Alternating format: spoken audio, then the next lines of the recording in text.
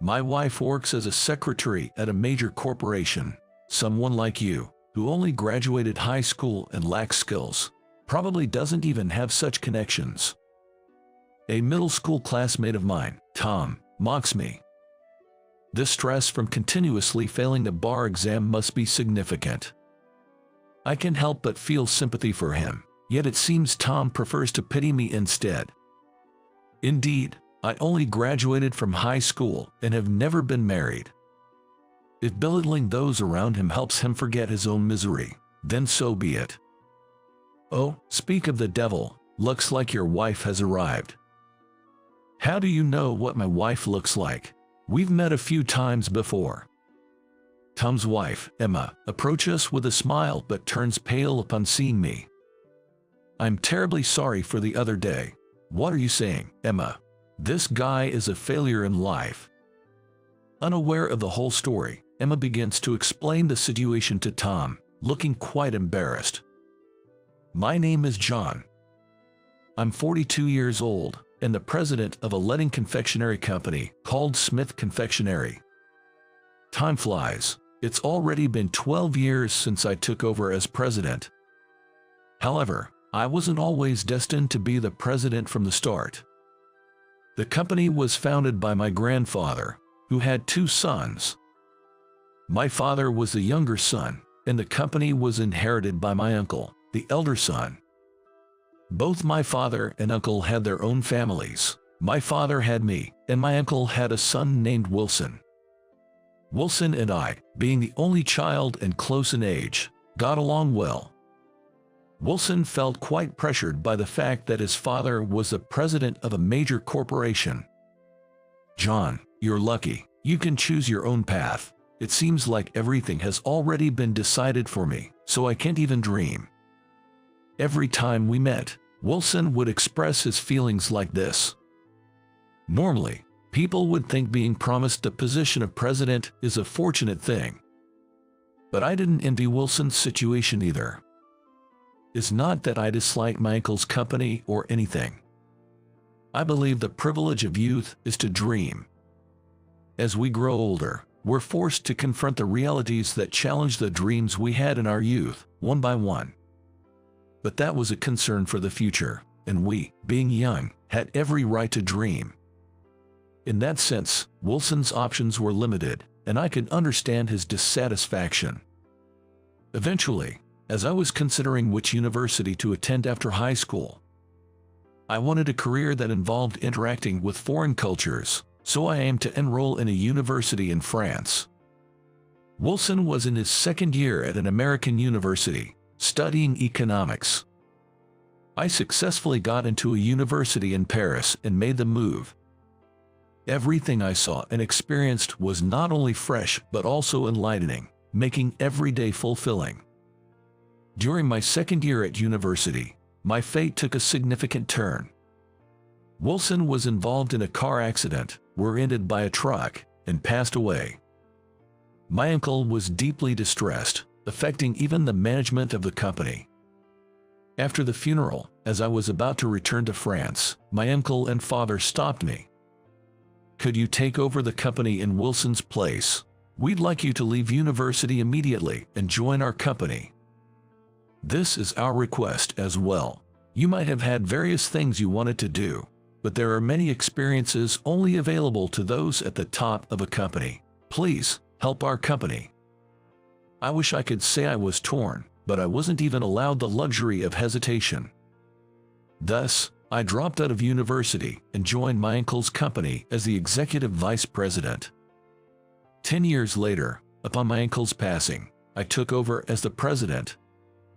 This year, at the age of 42, I received an invitation to a middle school reunion. There's a handwritten message from Bob, who's organizing the event. Without John, who was always at the top of our class, it just wouldn't be the same. We're all getting older, and I'd love to catch up and share our current situations. I let out a heavy sigh, wondering, what should I do? My memories from middle school aren't particularly fond ones. It might seem odd that I have no fond memories despite consistently being at the top of my class. I didn't necessarily care about being the top student. It was because there was a student who desperately wanted that top spot. His name was Tom. His parents were extremely focused on education, sending him to supplemental classes from a young age. They had wanted to send him to elite private schools for both elementary and middle school, but he failed the entrance exams for both, ending up at the same school as us local kids. So, for him, not being the top student in a public middle school was out of the question. Unfortunately for him, I was in the same grade and consistently secured the top spot in terms of grades. Tom tried desperately to outdo me, but he never managed to. Since I didn't attend any supplemental classes, Tom became even more envious of me. "How come you get such good grades without even going to supplemental classes?" What can I say? Maybe because I pay attention in class. I pay attention too. Although I didn't need to be the top student, exam results were an important measure of my abilities. So I had no intention of slacking off and giving up my position. Wanting to be at the top in any way possible, Tom ran for class rep. Since no one else was interested, he automatically became the class rep. He showed his strength in assigning groups and distributing responsibilities for school events, subtly putting me in difficult positions. He put the worst troublemakers in my group and would say, "I'll tell John about the important school announcements," but then he'd just not do it. The next day, I'd be the only one out of the loop and scrambling, but since teachers tend to be lenient with high-achieving students, it was usually brushed off with a wry smile. I wonder if teachers will also attend the reunion. I thought about just sending a message of greeting, but Bob personally called and insisted I come, so I reluctantly agreed to attend. The reunion is being held at a spacious restaurant in New York. It's a restaurant known for its beautiful interior, often used for weddings or gathering events. Since most of my classmates live near New York, it was a good choice. Those who stayed in town were also happy to attend, seeing it as an opportunity for a sightseeing trip. The plan is to bring families along and have a lively gathering, so I'll be able to meet classmates' spouses and children. I only know them from 27 years ago in their school uniforms, so I was a bit anxious arriving at the venue, unsure if I could recognize who were my classmates and who were their partners. I thought I might have arrived a bit too early, but seeing some people inside, I decided to go ahead and open the door. As soon as I enter, a tall, thin man with a balding head approaches me with open arms. "John, you haven't changed a bit." Before I can respond, he hugs me. I'm surprised by his friendliness, but then again, it's been 27 years, so it's natural for personalities to change. There's a man with a 3-year-old boy. And next to him, a woman greets me, leaving me to wonder which one is my classmate. Feeling bewildered, I consciously smile and return the greeting. A woman with a fuller figure and a wide belt hands me a glass of wine, saying, "Long time no see, John." I have no idea who anyone is, and with each greeting, I offer a polite smile. Despite my lack of memory, it seems I stood out in some way, as everyone remembers me. Do I really look the same? You haven't changed at all. You're still as handsome as ever. Bob, on the other hand, is already in a precarious situation with his hair. Hey, come on. I'm sensitive about that, so don't bring it up. It's as if we've all been together up until yesterday, easily exchanging words. The only person I can somewhat recognize is Bob, but I can't remember the name of the woman I'm currently talking to at all. When I sign the attendance sheet, I see that 9 others have already arrived. How many attendees are there? This restaurant might burst at the seams if everyone shows up, right? Probably around 12 in total. Everyone's pretty busy, so quite a few couldn't make it, but some did send messages. Considering our age, it's not bad that this many of us could gather. Hearing about those who opted for just a message, I somewhat regretted not doing the same. The buffet is already set up, and some parents are impatiently serving food onto plates for their children. I sit idly by the counter, wine glass in hand, feeling somewhat out of place. Then, Bob quietly takes a seat next to me. I've always wondered about your final educational background. I pictured you graduating from some prestigious overseas university. No, I'm just a high school grad. Various things happened, and I ended up working at my uncle's company. Bob looks at me with surprise. Really? That's unexpected. In marriage. I'm not married, but just then, the restaurant door opens and a weary-faced man enters. As soon as he sees me, his face stiffens. Bob calls out, "Tom, good to see you made it." That's when I realized the man was Tom. Tom greets us briefly and looks around nervously. After signing the guest book and receiving a wine glass, he starts chatting with Bob. "How's it going? You'll pass the bar exam this year, right? Having a lawyer friend would be reassuring." "I know, I've been busy with a lot of things and couldn't focus on studying, but I'll pass this year for sure." Listening to their conversation, it seems Tom is still trying to pass the bar exam. Everyone has their struggles. I thought John had made it big, but it turns out he's just a high school grad and not even married. Life doesn't always go as planned. Huh? What? A high school grad? Seriously, that's the worst. Tom turns to me with a suddenly smug smile. "It's been a while, John," Tom says as he approaches. I reluctantly smile back and shake hands with Tom. "Not married yet. I thought you'd be some big shot by now. Meanwhile, my wife is a secretary at a major corporation. A high school grad like you wouldn't have such opportunities." Tom seizes the opportunity to mock me. Finding someone he perceives as weaker, especially someone he's always harbored animosity towards, must be quite satisfying for him. He's always been the type to boost his self-esteem by putting others down. This stress from continually failing the bar exam, even at 42, must be significant. I can't help but feel sympathy for him, yet it seems Tom wants to pity me instead. Indeed, I'm just a high school grad with no marriage history. If belittling those around him helps him forget his own misery, then so be it. Tom looks at me with a sense of superiority. I avert my gaze, feeling slightly uncomfortable. He probably misinterprets this as a sign of inferiority. He pats my shoulder with a broad smile. "Marriage is great. My wife supports me through the bar exams, and working at a big company means we're financially comfortable. But I guess there aren't many women who would settle for a dull guy like you." "That's great. You've got an understanding wife. Speaking of big companies, could it be Johnson Trading by any chance?" Tom's face drops in surprise. "How did you know?" I nod, realizing it was as I thought. More attendees arrive at the restaurant, including a family of 4 with 2 kids. Seemingly a couple who were classmates. It's good to see everyone looking happy. I silently finished my wine and say to Tom, "You'll have another, right?" before ordering 2 more glasses of wine from the bartender. "So, what about the high school grad part?" "I was attending a university in France, but my uncle asked me to come back to take over the company, so I ended up dropping out after 2 years. That's why my highest level of education is high school," I explained. Tom fell silent, looking displeased. Perhaps he was disappointed rather than sympathetic towards my situation. Glancing out the window, I noticed the rain starting to fall, with umbrellas blooming one after another.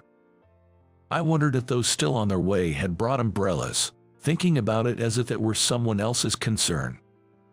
Since I hadn't brought an umbrella, I realized I'd need to buy one from a nearby store. While we were talking, the restaurant door opened, and a woman dressed in a blue suit came in. It seemed she had gotten wet without an umbrella, as she brushed the raindrops off her suit. "Speak of the devil, looks like your wife just arrived," I said.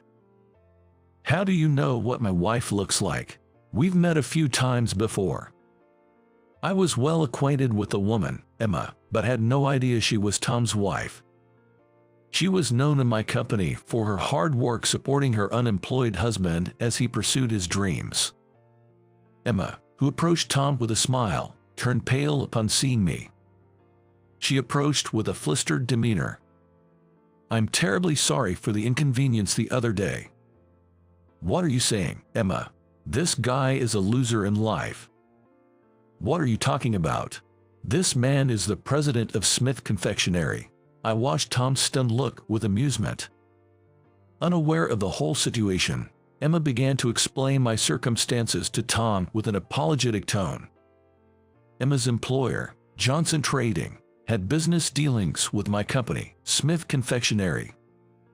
Indeed, Johnson Trading is a major corporation, and Emma's role as a secretary is true. However, she is a secretary not for the company president but for a sales director, and we didn't meet all that often. Recently, the sales director, Max, was scheduled to visit me, but he never showed up. Being busy as a company president, I left the matter to someone else and moved on to the next meeting. I later found out that due to a scheduling mistake by Emma, the department secretary, the meeting was missed. The next day, Max and his secretary Emma came to apologize to me. Emma, who seemed to have been severely reprimanded, was on the verge of tears. She never expected to meet me again as Tom's wife. I don't mind it anymore, but remember, people in management often run on a very tight schedule. Please ensure such incidents don't happen again. Of course, I'm truly sorry for the inconvenience. Tom must have felt quite humiliated to see his wife apologizing to me. As I finished the second glass of wine, our conversation was momentarily paused by Bob's call to action. "Let's get started, shall we?" Bob led the toast, and everyone raised their glasses, saying, "Cheers." The event then shifted to free talk without any set agenda. While Tom was still in shock, Emma tried her best to keep me in good spirits. "Mr. Smith, how is your wife doing?" "What are you talking about? Bob said John isn't married." "Oh, but he is. We often meet at parties. She's the same age as me, 38, very graceful and beautiful." Tom looked astonished as more of my successful aspects came to light. As I told Bob, I'm not married, but as Emma mentioned, I do have a wife. Her name is Emily. We're in a common law marriage. Emily, 38 years old, is the development director at a foreign cosmetics company. We met when I was in France. Emily, now an American citizen, was born in France and lived in various countries due to her father's job transfers. 4 years younger than me, Emily was a high school student at the time, and we met for volunteer activities. Despite her youth, she had a solid way of thinking, and I deeply respected her remarkable character. After I returned to the U.S. and joined Smith Confectionery, our relationship became long distance, but the physical distance was never an issue for us. While studying at a university in France, Emily would come to the U.S. during her long vacations to enjoy dates with me. After graduating, she joined a foreign cosmetics company, worked hard, and climbed a career ladder successfully. I always wanted to support her career fully, but also hoped to share our lives together. When Emily was transferred to the American branch, I proposed, and we started our married life without officially registering our marriage. This year marks the 10th anniversary of our common law marriage. I explained this to Tom and Emma. "That's pretty cool. It's clear you both respect each other's careers and have mutual admiration," Emma remarked with enthusiasm. "Since today's reunion invited families, I think she'll come after work," I mentioned. "Oh, I'd love to see her again. I wonder if she remembers me," Emma said, her excitement palpable, while Tom appeared quite deflated. No wonder, as he probably thought he could look down on me, only for the conversation to take unexpected turns. Soon, the restaurant door opened, and a woman in a beige dress entered. Upon spotting me, she called out, "John," and ran towards me, leaping into my arms. We hugged as usual and shared a passionate kiss. Holding Emily in my arms, I introduced her, saying, "This is my wife, Emily." Emily quickly blended in, leaving me aside as she mingled with everyone. After a while, she returned to us, and Tom and Emma had become noticeably quieter. I briefed Emily on Tom and Emma's situation. "Tom's the same age as you, John, so he's 42, right? Is he still attempting the bar exam?" Emily asked, a bit bluntly. "Emily, that's rude. Don't be so direct," I cautioned her. "Sorry, but it's been 20 years since college, right? Continuing as a paralegal and studying for the exam must be tough," she reasoned.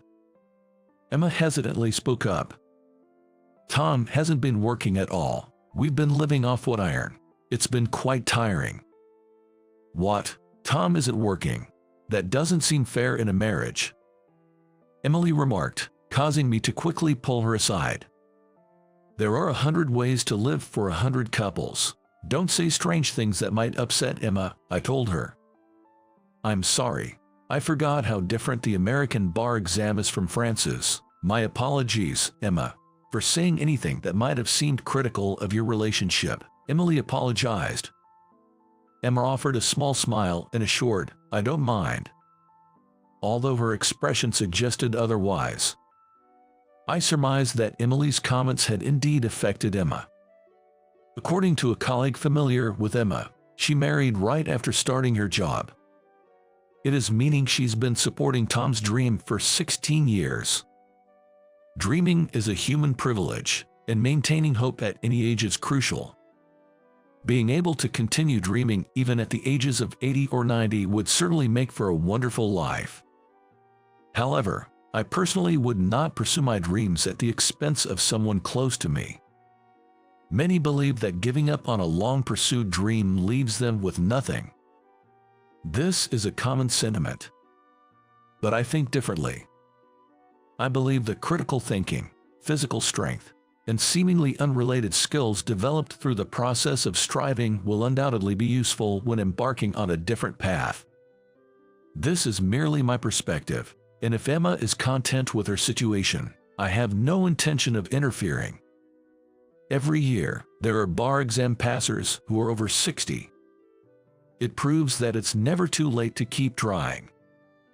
Tom, being somewhat vain, probably wished to attend the reunion as a certified lawyer. I wonder how many more years he plans to rely on Emma. Once he passes the bar and becomes a lawyer, I think Emma has every right to make some demands. After the reunion ended without incident, Emily and I decided not to attend the after-party and headed home. Did I say too much? If Emma is happy with how things are, that's all that matters. I'm still learning the American way of thinking from you, John, but it always seems to come after I've already said something, Emily pondered. I'm sure there are others who offer similar advice to Emma. If she's fine with Tom not working at all, then all we can do is to support them. I reassured her, holding her hand tightly to comfort her. Emily leaned into me, and I wrapped an arm around her shoulder as we walked to the station. Later, through a group message created for the reunion, we learned that Tom had failed the exam again this year. Everyone started posting encouraging messages like, "That's too bad and better luck next year." Tom didn't respond and soon quietly left the group chat. None of the other members knew what happened to him after that. However, since I often worked with Emma, I heard the rest of the story. Failing the exam again was a hard pill for Tom to swallow. He began to drown his sorrows in alcohol. Even though the money for the drinks came from Emma's earnings, without a word of gratitude. His studies suffered, and he frequently mumbled, "I was just unlucky," while drinking. According to Emma, meeting me at the reunion also contributed to his loss of motivation. He initially misunderstood you as a high school graduate and single, which he thought would give him a sense of superiority. Instead, he was shown a different class altogether. Rivalry can be a tricky thing, she explained. "So, you're going to continue supporting Tom as before?" I asked. Well, I've been offered a job overseas. It's a great opportunity and exactly what I wanted to do. I don't have the capacity to support anyone else right now, she revealed. Emmy asked Tom to consider working while studying for his exams. However, Tom was convinced that working would hinder his studies. Then let's part ways. This is a once-in-a-lifetime opportunity for me. I want to take a chance on it, Emma declared. She packed her belongings into a trunk and set off for her new posting. But who could truly call Emma heartless? Emma seemed to make up her mind on divorce. Left alone, Tom, having relied on Emma for household chores, resorted to a diet of macaroni and cheese. Yet, he insists on continuing to take the bar exam until he passes, even though he can't quit drinking. It's hard to imagine a bright future for Tom, and I'm probably not the only one who thinks so. A year after the reunion, I attended a wedding between classmates. Both the bride and groom were divorced, with children close in age. It seems they reconnected at the reunion and finally acknowledged their feelings from middle school. Once they confirmed their feelings, everything quickly fell into place, leading to their remarriage with children in tow. Emily and I were invited as a couple. Family is wonderful, isn't it? Maybe I should have had children too. Emily mused, her words lingering in the air. Even someone as beautiful and talented as Emily, with a successful career, can have regrets in life. We're a fine family as we are, aren't we? We don't need children to be happy, I reassured her. I know, it's just wishful thinking, she replied. There are many forms of family, and happiness varies depending on what one values. We have our own way of life, and we're living it to the fullest. The key is not to compare ourselves with others. Tom's unhappiness stemmed from constantly comparing himself to me. Once we start comparing ourselves to others, our happiness starts to fade away. I'm happy with our family, Emily. I'm happy with our family too, John. Gently holding hands across the table. I'm willing to do anything to make this happiness last forever.